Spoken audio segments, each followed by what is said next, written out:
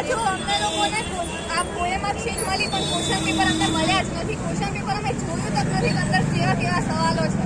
હવે અમે કઈ રીતે ટીક કરીએ નથી. અમને જોડે ખાલી સહી લીધી અને બેઠક નંબર લીધો, બહાર મોકલી દીધા, બીજું કશું કર્યું નથી.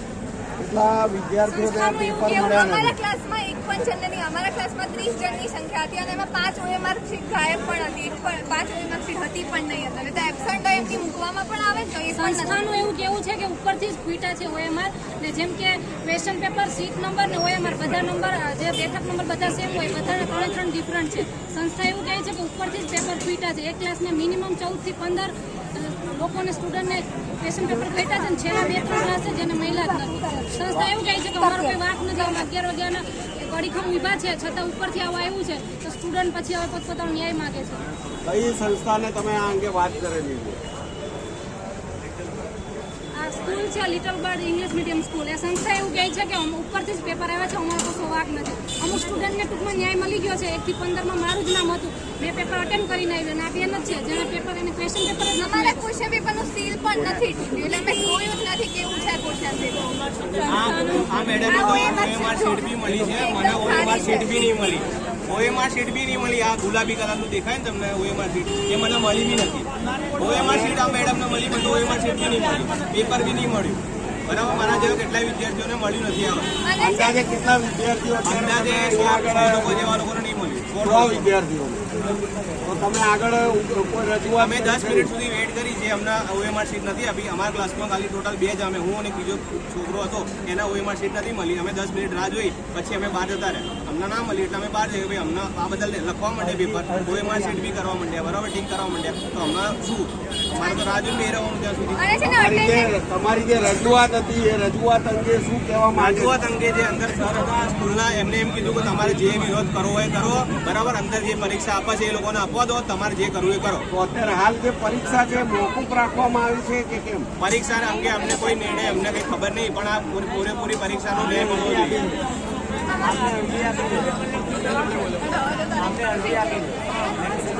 અમે આપ્યું છે પેપર, તો અમને એવું કીધું છે તમારું પેપર ચેક થશે. અમારી લીગલી કેસ થઈ છે 1 થી 16 કે જેને ક્વેશ્ચન પેપરને OMR મળી ગયું છે, અમને એવું કીધું કે તમારું પેપર ચેક થશે. હું અટેન્ડ કરીને આવી છું. અને અટેન્ડન્સ શીટની અંદર અમારી 45 અને બેન 1 ને 45 ચાલુ થવાનું હતું ત્યારે જ અમારી અટેન્ડન્સ શીટમાં પહેલેથી સહી લઈ લીધી. અમને ક્વેશ્ચન પેપર તો મળ્યું જ નહીં ને, અટેન્ડન્સ શીટમાં પહેલા સહી લઈ લીધી. એટલે અમારી જોડે કોઈ પ્રૂફ જ ના રહ્યું કે અમે લોકો નથી આપ્યું. ઘોટાળો થયો છે પૂરેપૂરો 100%. અત્યારે જે પોલીસ તંત્રના જે અધિકારીઓ પણ અહીંયા આવેલા પોલીસ છે, તંત્રના અધિકારીઓ બી અમે વિડીયો બનાવતા હતા, એમ કહેતા હતા કે વિડીયો ના બનાવો, વિડીયો ના બનાવો. તો અમારે શું કરવાનું? વિડીયો ના બનાવીએ તો શું કરીએ અમે? અમારે ન્યાય ક્યાં કોના જોડેથી લેવાનો? તમે કઈ જગ્યાએથી આવેલા છો? કૃષ્ણનગર સ્ટેશન ત્યાંથી આવો. આપ ક્યાંથી આવેલા છો? હું સાયન્સ સિટી બાજુથી. બેન આપ ક્યાંથી આવેલા? સોમનાથ જાઉં છું. સોમનાથથી અહીંયા અમદાવાદ શહેરમાં વટવા ખાતે એક્ઝામ આપવા આવ્યા. એક્ઝામ આપવા આવી.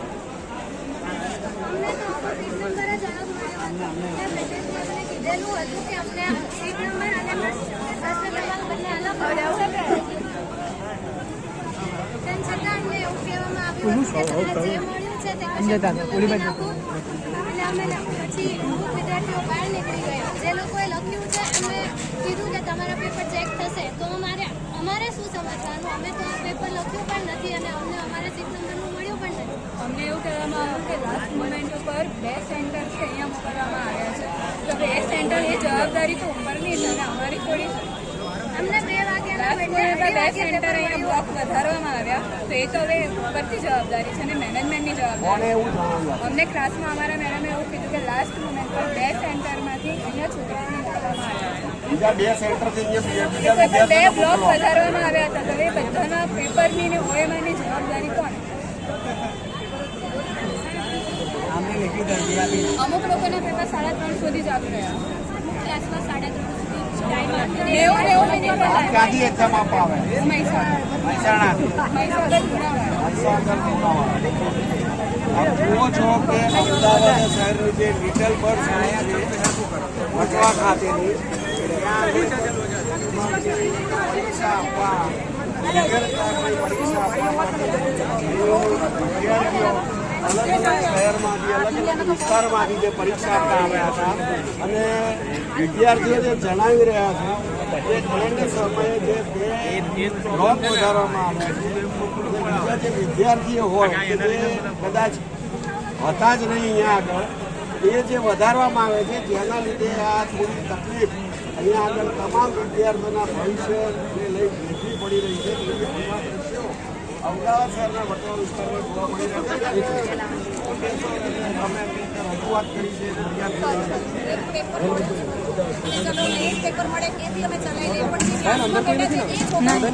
છે ને જેને 2:30 વાગે પેપર આપ્યું 3:30 હજુ 4 વાગ્યા સુધી ચાલુ છે, લખે હે મન પડે એમ લખે.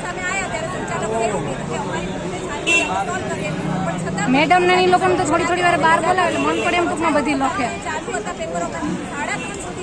પેપરો લખતા હતા. આજે એ લોકોને ટાઈમ વધારે મળ્યો એ લોકોએ આખું પેપર સોલ્વ કર્યું. બહાર આવીને લોકો એકદમ ખુશ હતા ને કહેતા હતા પેપર એટલા ઈઝી હતું. જ્યારે અમને લોકોને આ પેપર જોવા મળ્યું છે ને એટેન્ડ કરવા મળ્યું. બીજી વસ્તુ કે અહીંયા કેમ તમે એક્ઝામ આપી છે કે નથી?